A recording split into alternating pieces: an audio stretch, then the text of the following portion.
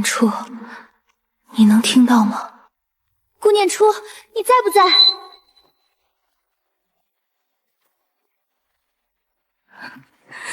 闺蜜没了，工作没了，倒欠公司10万违约金，余额剩200块。老天爷，你对我也太狠心了吧！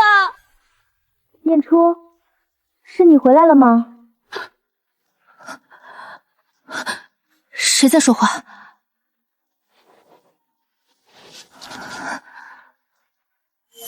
我是明堂啊！明堂，你别吓我，我可是你最好的闺蜜。顾念初，你个胆小鬼，我没死，我只是穿到另一个世界了。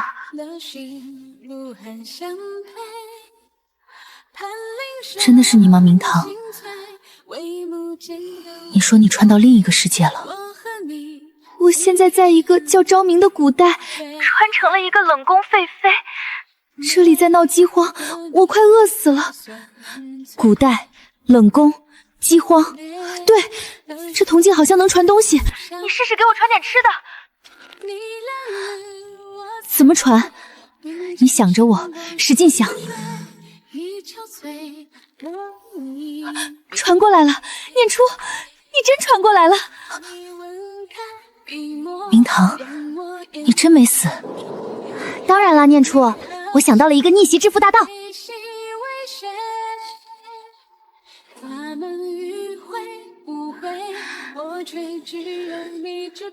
先给你传这些。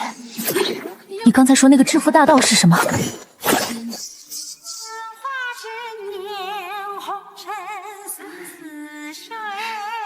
你听我说，我这虽然是冷宫，但这里的东西都是真家伙。我把这边的东西传给你，你拿去卖，说不定还能被当成古董，然后用钱买粮食给我。粮食多了，我就能从这里出去救更多的人，咱俩一起翻身。那你试试传过来，随便什么都行。小唐，怎么回事？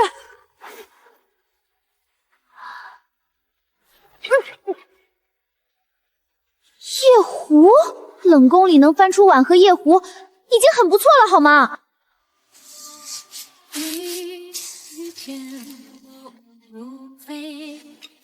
这个碗看起来还不错。当然了，念念，趁还不太晚，赶紧去卖。有家店营业到12点，我现在去。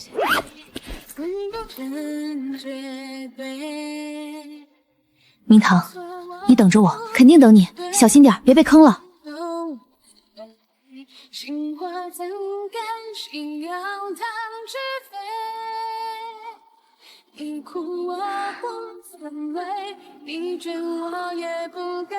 老板，麻烦您看一件。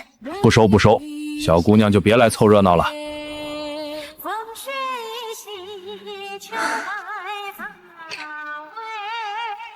老板，打扰了，我这里有件东西，您看看。小姑娘，这么晚了还不回家？您先看看这个。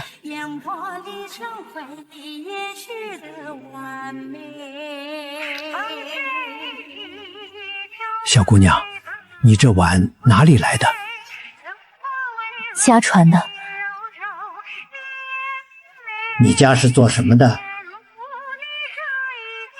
种地的。这釉色，这彩绘，这器型，我干了40年，见过上万件东西，从没见过这种工艺。这东西貌似不属于任何已知文明。1万，我给你1万。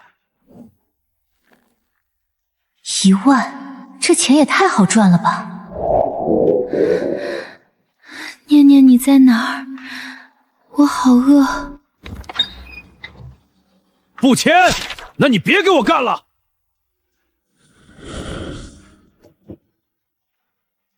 我再去问问别家。等等，1万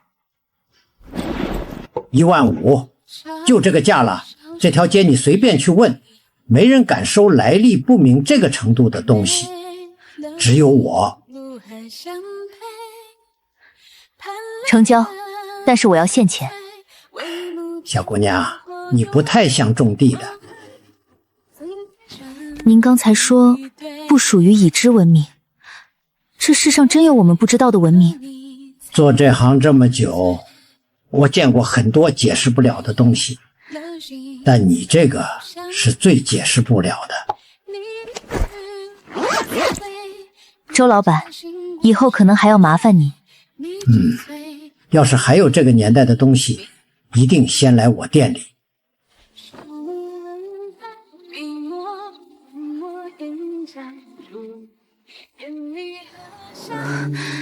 明堂，15000块。多少？我擦！念念你太牛了！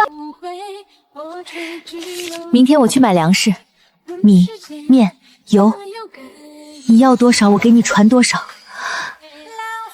念念，谢谢你。少来，咱俩之间说什么谢？行吧，那你明天多买点肉。我这边冷宫里还有个小丫头，饿得都快飘起来了。好，你早点睡，明天一早我就去。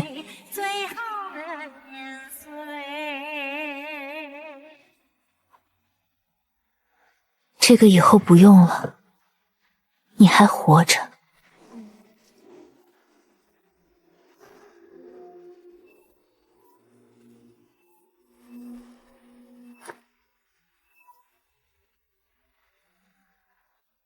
娘娘，您说真的有人会给咱们送吃的？放心，你就等着吧。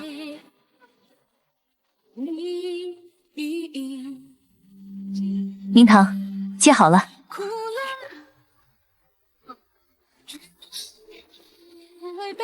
娘娘，您是神仙吗？当然不是，但我有一个比神仙还牛的闺蜜。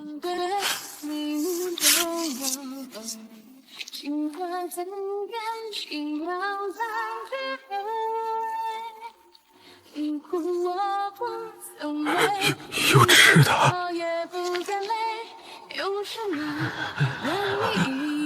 拿去，1人1碗，不够还有。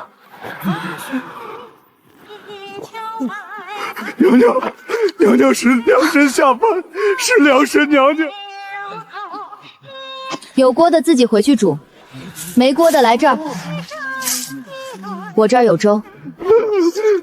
良神娘娘大恩大德。别磕，留着力气吃饭。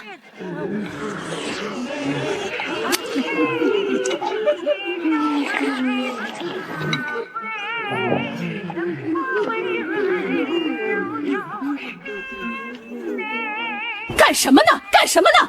谁让你们在这儿聚集的？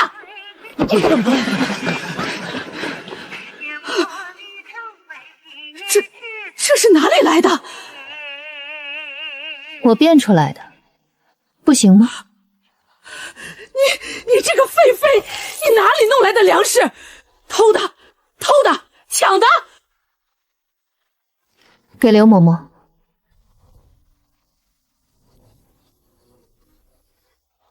刘嬷嬷，你在冷宫当了这么多年管事，朝廷管过你一顿饱饭没有？我不偷不抢，这粮食干干净净。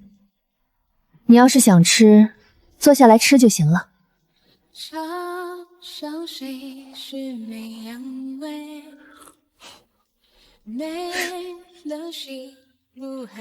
念念，今天有20多个人来领你，有个老头喊我良神娘娘，我差点呛着。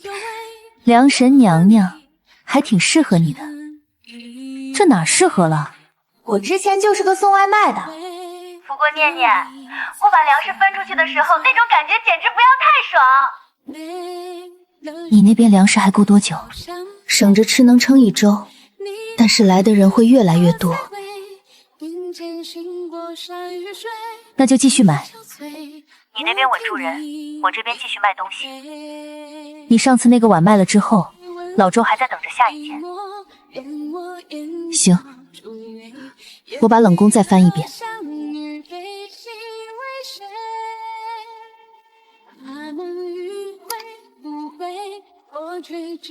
这是我做的。顾念初，你不是离职了吗？这视频，这是我自己做的，你有什么证据是你做的吗？行，那你现在做一遍。掐丝珐琅，第一步，在铜板上勾线，用什么笔？第二步，填釉料，先填浅色还是先填深色？第三步，烧制，温度多少？你凭什么考我？因为这个视频里每道工序都是我的手法，连左下角那个弯线的习惯都是我的。你剪了我的视频，署了你的名，你连视频里做的是什么东西都不知道。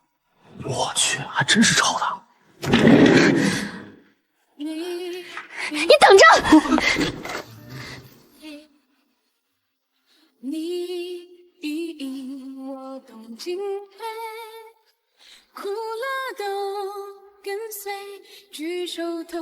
离职手续在1楼办，不用上来。我来签最后一份文件，顺便告诉你，小王署名的那个视频是我的。你有什么证据？我今天来不是为了证明给你看，我是来告诉你，你合同里写所有作品版权归公司，但你留不住能做作品的人。小王做不出第2条视频，你去找下一个顾念初吧。顾念初，你最好想清楚，这个行业不大，你今天这样跟我说话，以后还想在这个圈子混？这是我的新账号，第1条视频还没发，但我会发的，用我自己的名字，不靠任何人，只靠我的手艺。赵总，那个合同你最好收好，以后会有人想看的。谢明堂，朝廷来人了，说是有人举报你在冷宫聚众散粮，扰乱宫规。聚众散粮，这些人快饿死了，我不给他们吃的，他们明天就死在你门口，那样就不扰宫规了。哼，这不是我说了算。总之上面要查你的粮食来源，你是不是偷了御膳房的东西？小翠，把那袋米搬出来。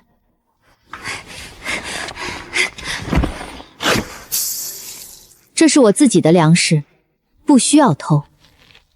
至于怎么来的，你们可以理解为我有一个朋友。什么朋友？一个你们永远也见不到的朋友。刘嬷嬷，这袋米送给你们，拿回去交差，就说谢明堂的粮食干干净净，来路清白。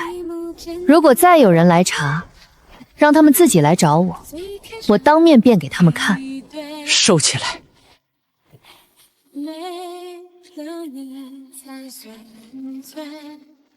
后面不会再有人来查了。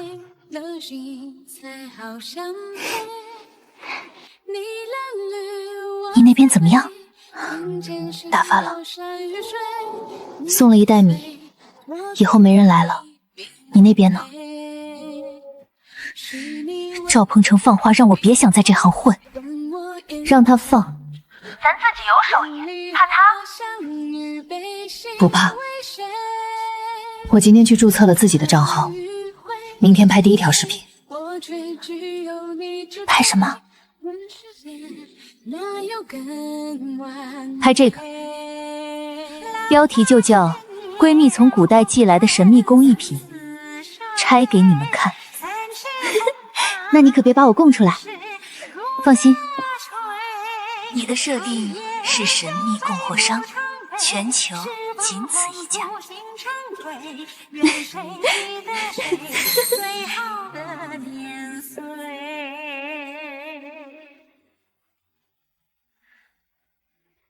大家好，我是念初。今天不教做手工，今天给你们看一件东西。这个香炉不是现代仿品，你看这个铜制，这个包浆，还有这个纹饰，这是掐丝工艺的古代做法，现代机器做不出来这种不规则的纹理。我也不瞒你们，这东西不是我做的，是一个朋友从很远的地方寄来的。他说这个东西有几百年的历史，上面这个铭文不属于任何已知的文字体系，甲骨文不是，楔形文字不是，古埃及圣书体也不是。我问过几个搞文字研究的朋友，没人能认出来。下次视频我会用手工艺的视角给你们拆解一件新的东西。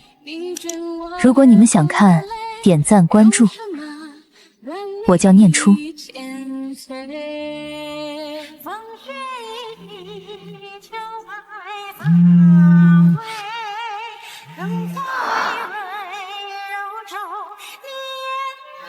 我去，这什么文字？博主，你说不属于任何已知文明，太敢说了吧？博主，你那个朋友到底什么来头啊？你那个朋友到底是谁啊？这也太神秘了。关注了，等下一期。明堂，视频爆了，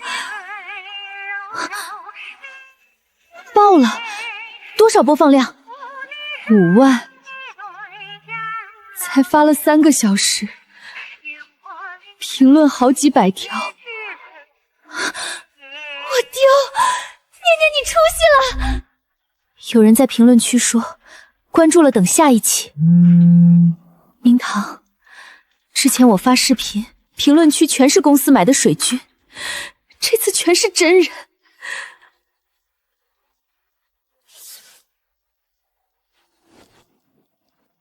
你查一下顾念初，他最近接触了什么人？那些东西是从哪里来的？查不出来也得查。他一个人不到1个礼拜，哪里来的这种货源？给我盯紧他。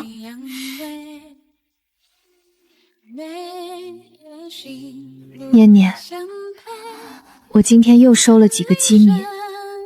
有个老太太拉着我的手，说她儿子在前线打仗，不知道还活没活着。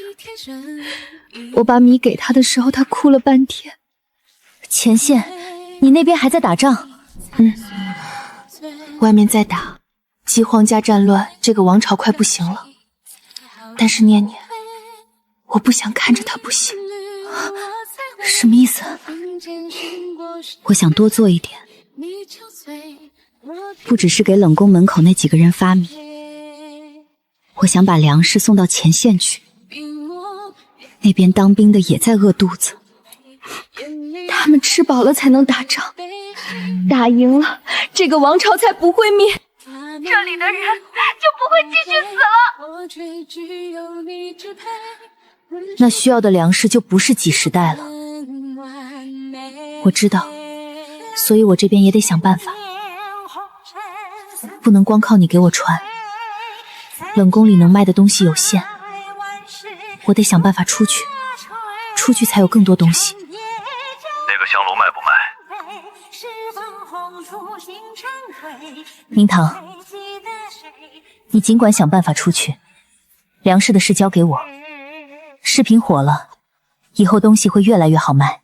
你那边要多少粮，我给你弄多少粮。念念，咱们上辈子是不是一起救过银河系？不知道，但这辈子咱们肯定要一起干一件大事。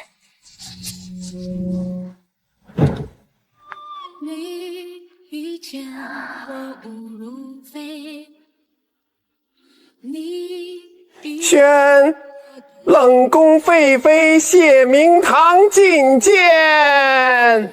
举手投足不违背，真谦卑，温柔是绝对。参见陛下。你就是那个能变出粮食的女人？是。陛下，此女乃冷宫废妃，满口妖言，不可轻信。若真有此等本事，为何不早说？陛下，我不需要解释，我可以当面辩，就现在。我需要一个人来检查，这布上什么都没有。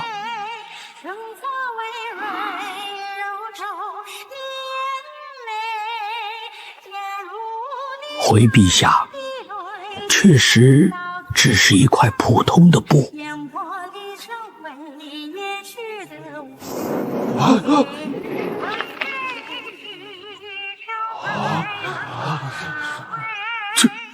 这怎么可能？是真的米，臣亲眼所见。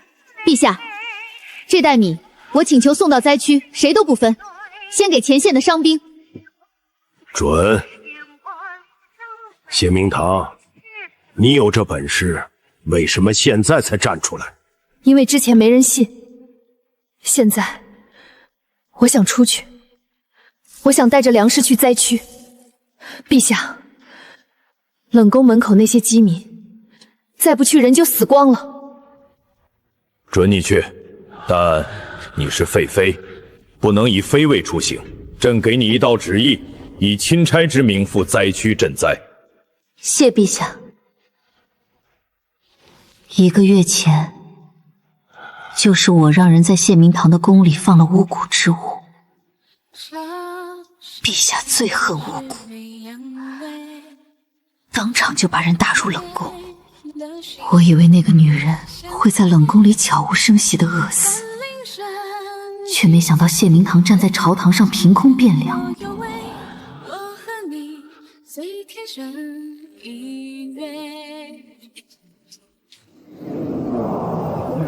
梁神娘娘，梁神娘娘，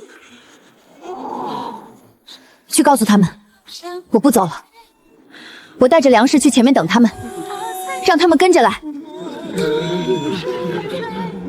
念念，我要开始干大事了。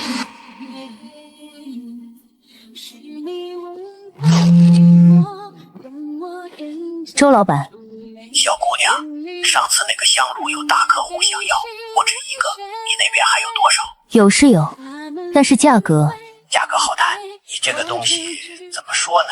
圈子里的收藏家都在打听，我都不知道该不该告诉他们实话。什么实话？实话就是我也不知道这是什么。那就别告诉他们，让他们自己猜。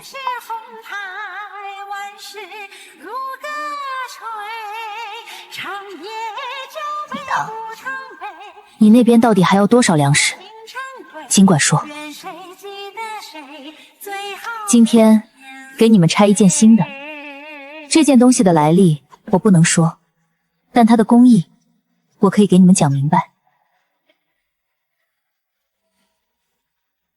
你看这里，簪刻工艺，用的是簪子和锤子，一刀一刀敲出来的。现代机器翻模的东西，纹路是标准的、均匀的，但这个每一刀深浅都不一样。卖假货、骗子，举报了！装什么专家？一看就是义乌进的。有人说这是义乌进的，行，我现在做一遍给你们看。掐丝珐琅、勾线、填釉、烧制，全套，不剪辑，直播做。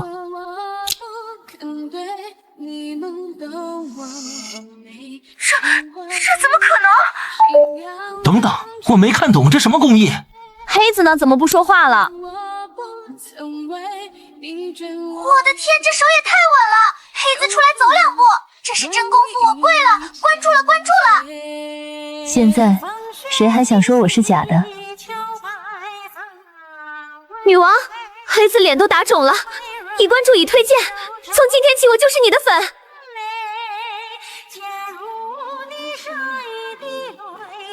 回到刚才那个烛台，它不是假的，它不是义乌进的，它来自一个你们都想不到的地方。下次直播我会再拆一件，想看的话关注。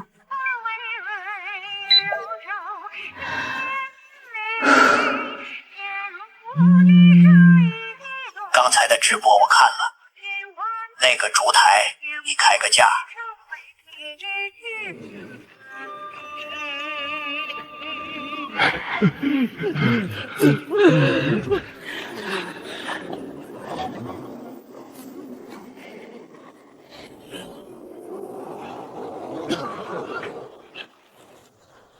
粮草到了没有？将军，朝廷已经2个月没有运粮过来了，探子说下一批还要半个月。半个月，我们的兵还能撑几天？有人来了，一个女人带着好多粮车。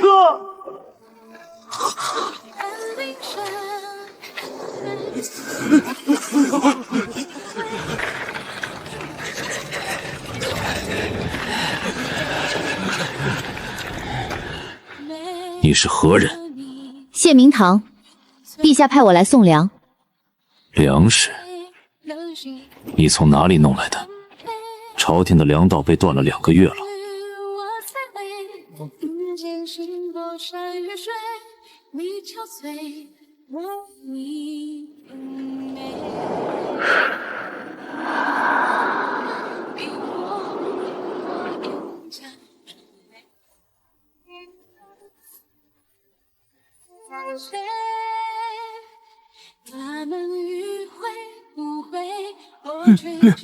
粮食，真的有粮食，是粮神，粮神下凡了！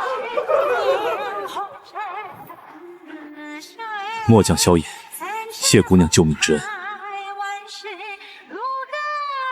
不用跪，吃饱了帮我打仗。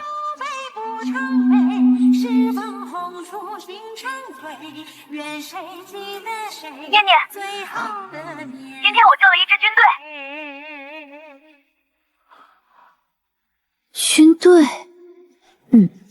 那个将军叫萧衍，长得还行。就是话太少。我说吃饱了帮我打仗，他居然就真的只回了一个是，一个字都不多。你那边越来越像回事了。是啊，所以我得多要点粮食。前线那座大营得我管饭，冷宫门口的饥民也得管。人越来越多，光靠你买的那点儿，流水一样就没了。我刚卖了那个烛台，3万，明天全部买粮，你那边尽管用。念念，你还记得咱们小时候在后山挖铜镜那天吗？记得。你说挖出来的宝贝要一起用一辈子。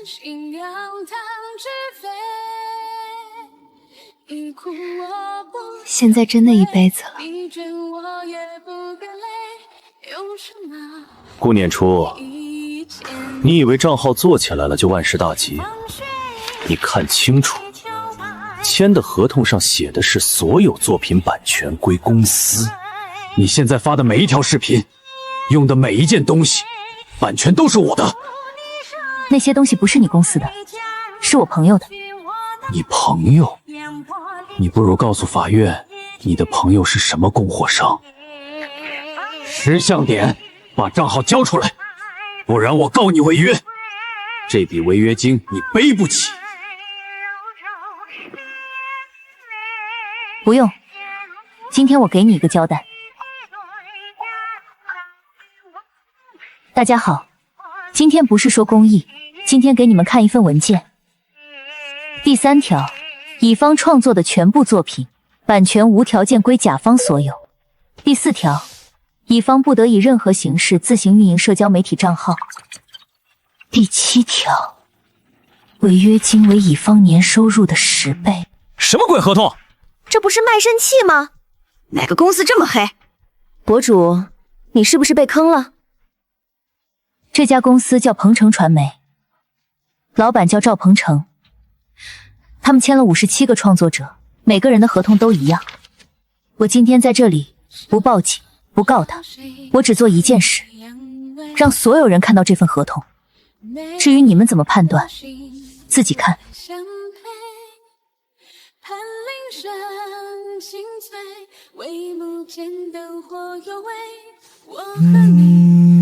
我看了你的直播，我也签了这份合同，谢谢你。3年前我被他坑了10万，今天终于有人站出来说了，谢谢。我手里也有他的合同，如果你需要，算我一个。明堂，今天我把赵明诚的合同公开了，可能有人会来查我，但你放心，我不会让人摸到你这边的，不怕。谁来查，你就让他来问我。就是不知道他敢不敢穿越。这批赈灾粮按市价5倍，你要多少？5倍也太高了，现在城里都闹饥荒。正因为闹饥荒才值这个价，你不要，外面有的是人要。大人，不好了，那个谢明堂带兵来了，还有一大群饥民。带兵？哼，他带兵来本官府上干什么？赈灾粮又不在我这儿。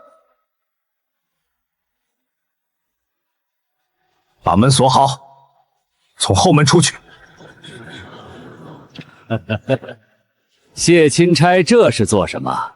这是朝廷赈灾粮仓，种地。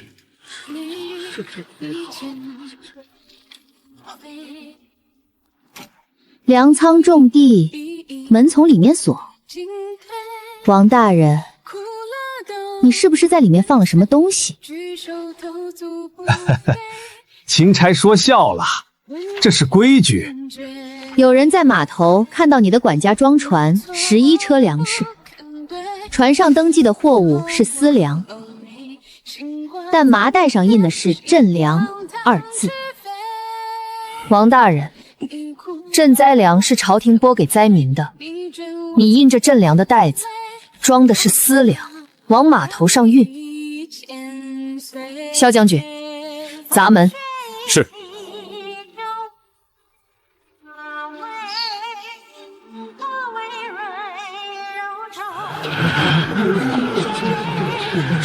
这是赈灾粮，朝廷给我们拨的赈灾粮，他全藏在这里，卖钱。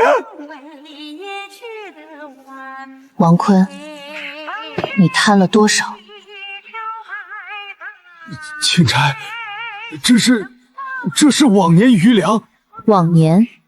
今年灾区饿死了3000人，你跟我说往年余粮？萧将军，把王大人带回军营看管，这些粮食全部封存，一粒都不许动。是。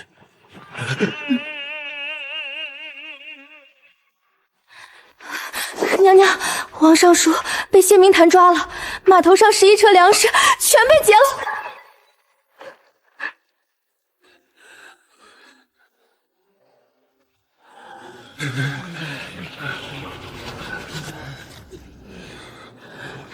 钦差大人，那粮食不是给我们的吗？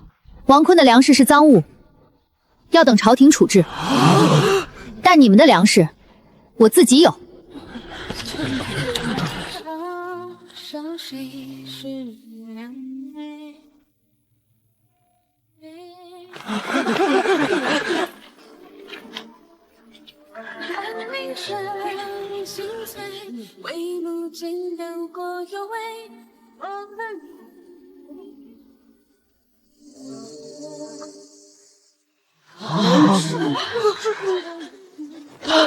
梁神娘娘，梁神娘娘，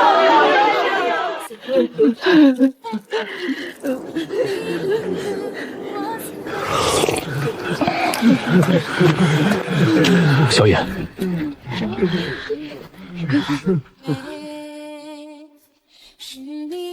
娘娘，刚才来领粮的数都数不过来。那就对了。钦差谢明堂抵灾区3日，发粮1万斤，救饥民逾5000。另查户部尚书王坤私吞赈灾粮逾3万斤，人证物证俱在。传旨，革去王坤户部尚书之职，交由刑部彻查，其名下粮仓全部充公。谢明堂赈灾有功。这个女人到底什么来头？娘娘，户部尚书王坤被谢明堂的人抓了，码头上11车赈灾粮全被劫了，那批粮有一半是帮您运的。王坤供出我了？还没有，但谢明堂查得紧，王坤能撑多久不好说。谢明堂，又是他。娘娘，这个女人不是早就被打入冷宫了吗？怎么会？我以为她会在冷宫里饿死，结果她不仅没死，还出来了，变粮、赈灾、救军队，现在连王坤都被她端了。一个人从冷宫里爬出来，2个月做到钦差的位置，她接下来要做哪里，你看不出来吗？娘娘的意思是，她已经端掉了我宫外的钱袋子，下一个就是我。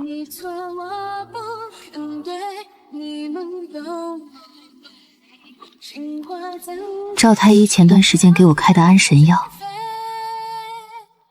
去把御膳房试菜的小安子叫来，别让人看见。谢姑娘此次赈灾，救了数千饥民。本宫听说你能凭空变出粮食，在座的诸位大人，有不少人亲眼见过。今日是庆功宴，不知谢姑娘可否再施神迹，让大家开开眼界？可以。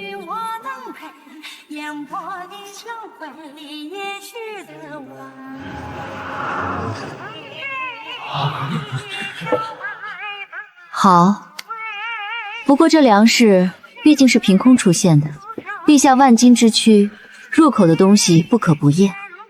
过来，尝一口。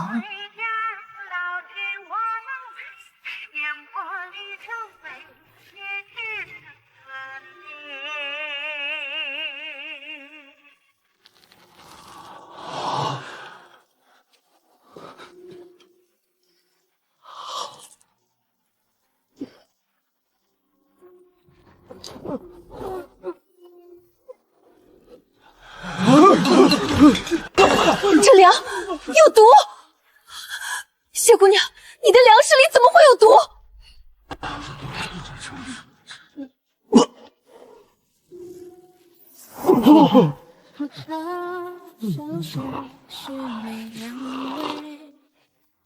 这袋米是我刚才当着所有人的面凭空变出来的，我自己吃了没事。小太监在吃我的米之前吃过什么，喝过什么？贵妃娘娘，你让他尝米之前，他离你只有3步远。传太医。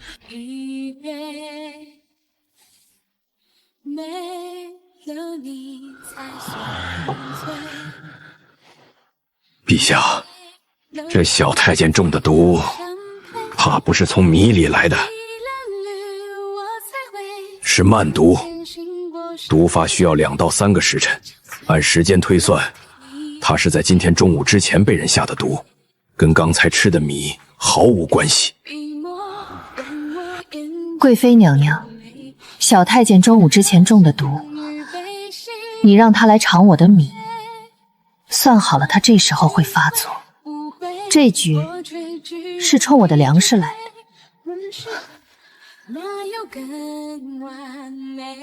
陛下，宴会前1个时辰，老奴看见沈贵妃身边的大宫女把小太监叫走了，回来的时候，小太监嘴唇发白。太医查了？查了，那小太监不是生病，是毒，跟他中午之前被下的毒是同一个来源。下毒的是沈贵妃身边的大宫女，药粉在她房里搜到了。王坤刚倒，他又来，朕身边的人不是贪就是毒。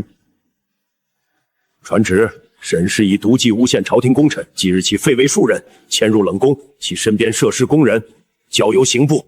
沈氏陪了朕6年，谢明堂来的时候什么都没有。谢明堂，你以废妃之身赴灾区，救饥民逾千，助萧衍将军稳前线，沈氏之案亦由你清白自证。今日起，封你为贵妃。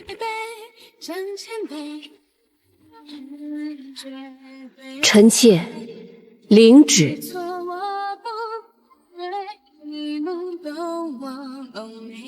小姑娘，说实话，你这些货如果稳定供应，光这一条线就能吃一辈子。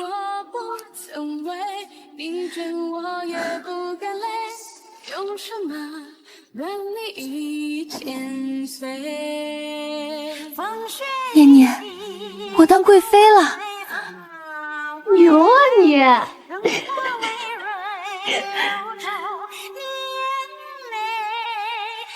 念念，探子来报，赫连说的5万大军已经在城外80里扎营了，最快3天他们就到城下。需要多少粮食？够城里守军撑1个月的量。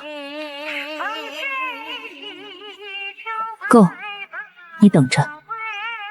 念念，你哪来那么多钱？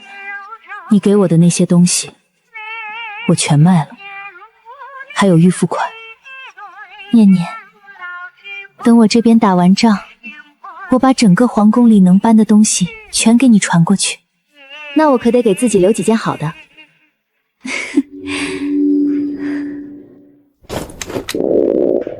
粮草还剩多少？3天。将军，3天之后，我们连粥都煮不出来了。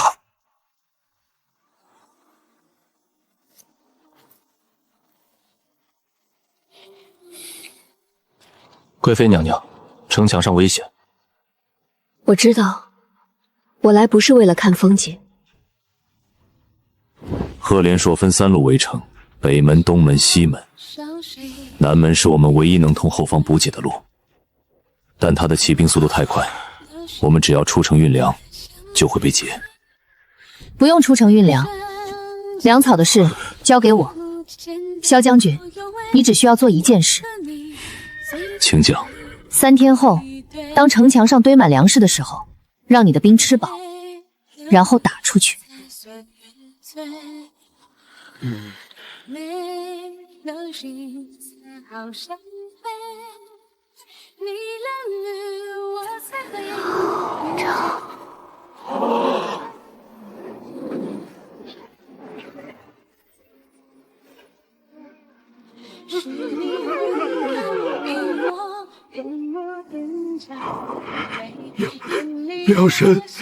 梁神娘娘，梁神娘娘，梁神娘娘，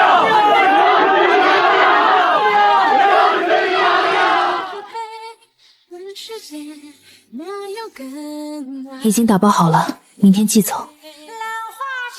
念念，城墙上堆满了，整个城都在喊梁神娘娘。念念，你听到了吗？全城都在喊。听到了。你把钱全花光了是不是？等我打完仗，你过来。我请你吃御膳，管够。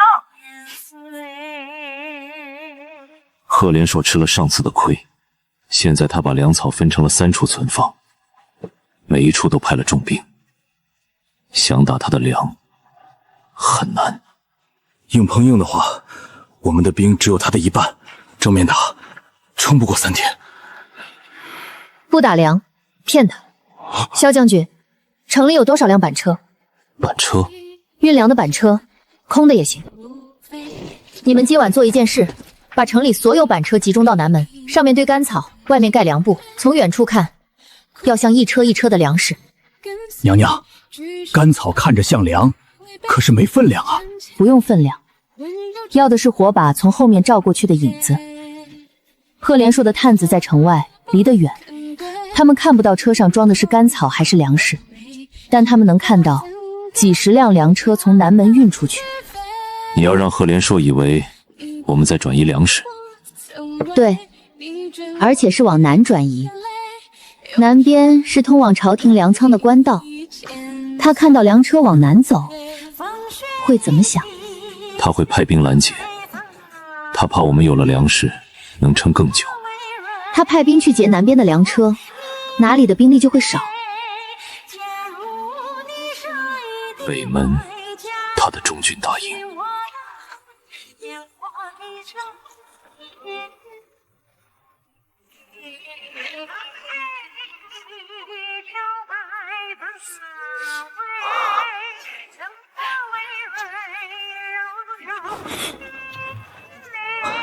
将军，南门有动静，几十辆粮车正在往南边的官道上运。半夜运粮，但昭营城里的粮草不是早就该断了吗？属下亲眼所见，几十辆粮车，火把照的整条官道都亮了。不管粮从哪里来的，不能让他们运出去。传令，调3000骑兵去官道，不管你用什么办法，把那些粮车全给我截下来。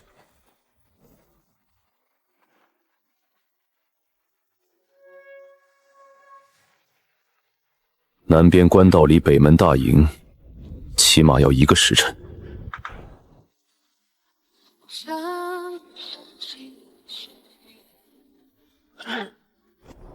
3000骑兵去了南边，营中兵力少了1/3。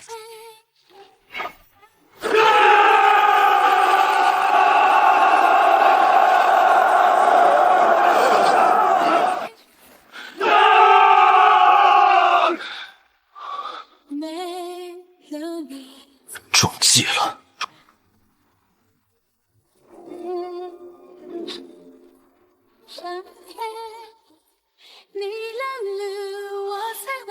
北门拿下，敌军后撤15里。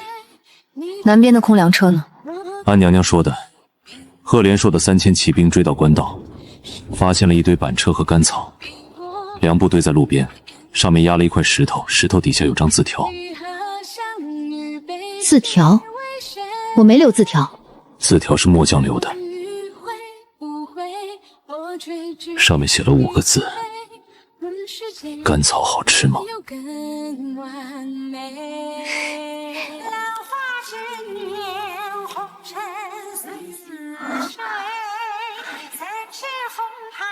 领堂，钱到了。多少？30万。我去，念念你发了！不是我发了，是我们发了。你缺什么尽管说。我缺一个能帮我写字的，这古代的字太难写了。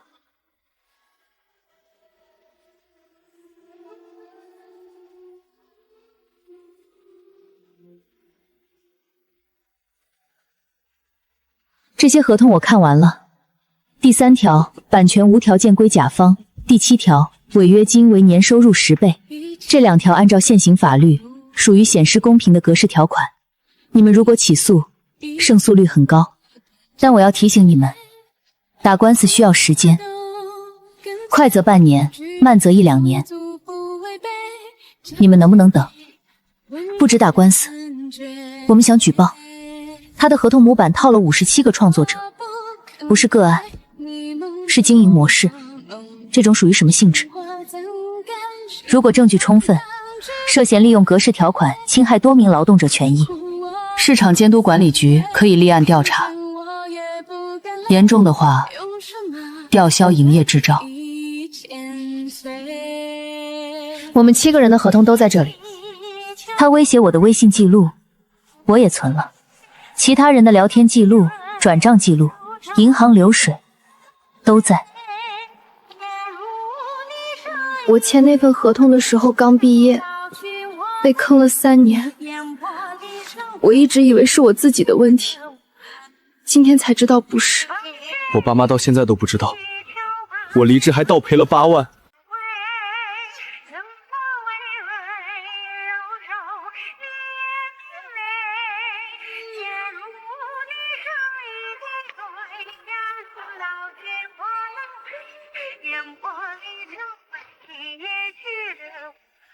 小姑娘，市场监管局那个公告我看到了，鹏程传媒被吊销执照了，赵鹏程3年内不得担任企业法人。我知道。你一个人搞的？不是我一个人，7个人。行，那我就不废话了，你这个月的货再给我加2成。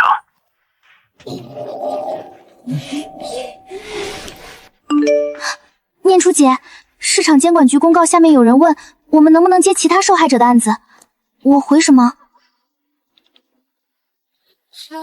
回，可以，让他们把合同发过来。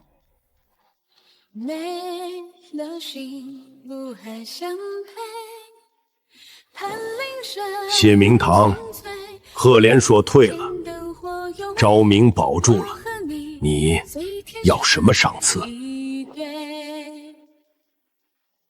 陛下，臣妾想离开皇宫。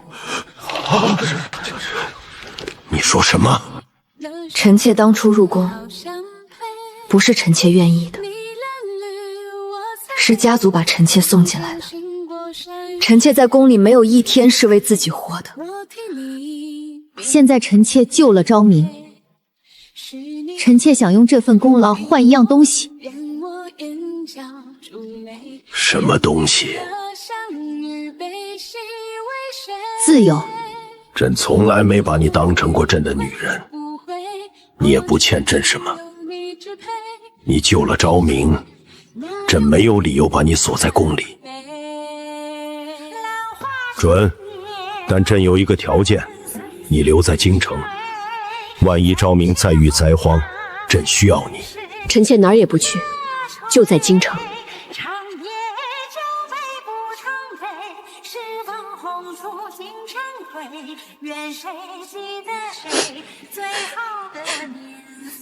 哭什么？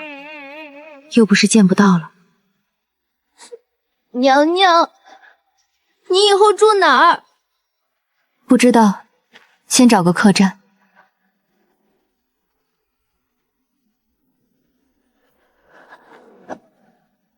萧将军，你怎么在这儿？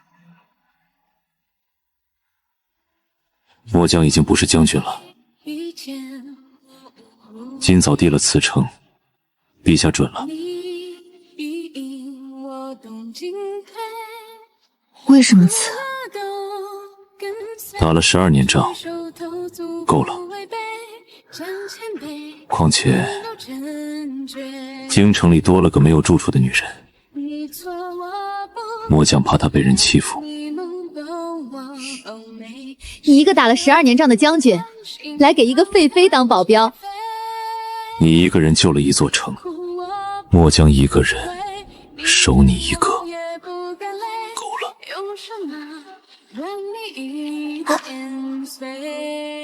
萧衍，你说这铺子租下来能干什么？你想干什么？我想开个店，卖吃的。我活着的时候，不是，我以前最会干的事就是把吃的送到别人手里。卖什么？什么都卖，但最重要的是明码标价，童叟无欺，就是价钱写在墙上，谁来都一样，不讲价。先租下来，明天开始收拾。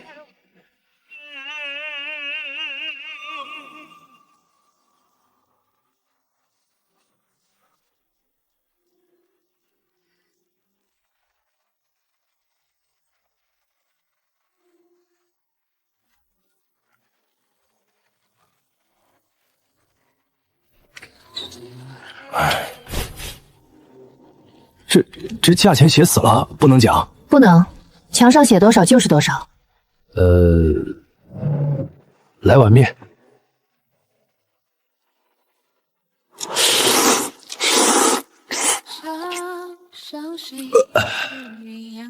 老板娘，再来一碗。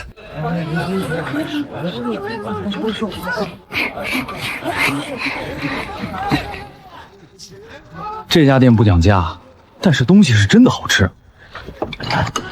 也不知道老板娘哪里学的手艺。听说她以前是宫里的，后来自己出来的。宫里的人出来开面馆。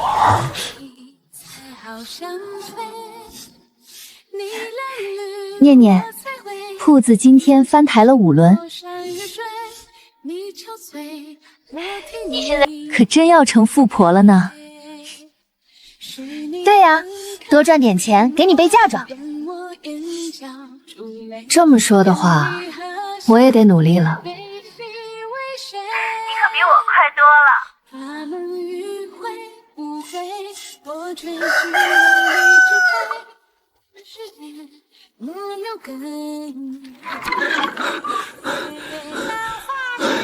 萧将军，赫连硕集结残部反扑了，陛下请将军回营。我已经不是将军了。陛下说了，只要您回去，还是镇北将军。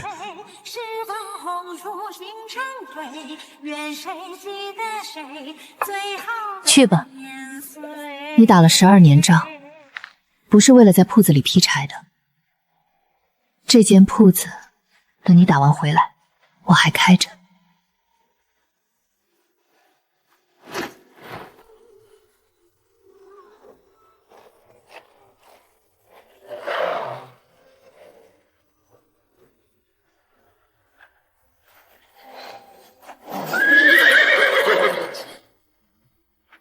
萧衍，听说你辞官了，怎么又回来了？回来打完最后一仗。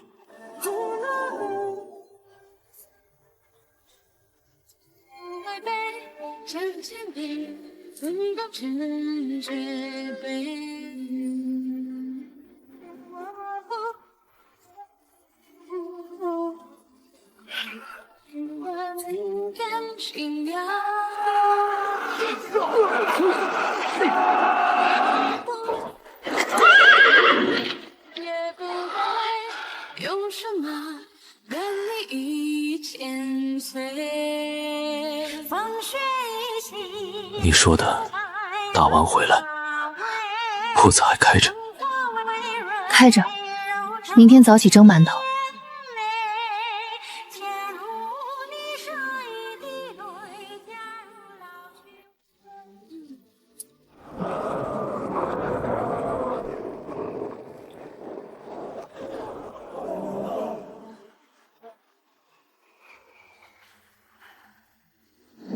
怎么这么烫？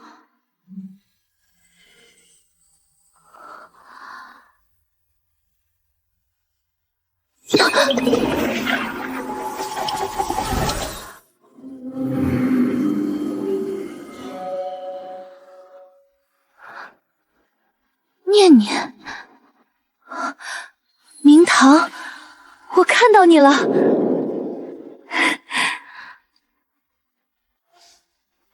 萧衍，过来看个东西。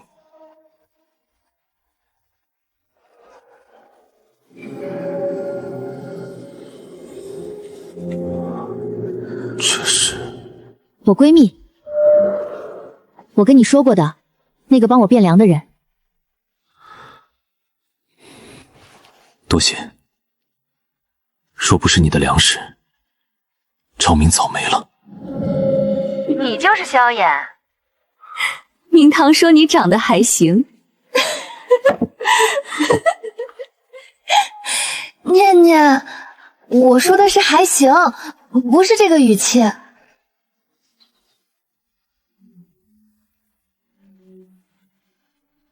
明堂，我到了。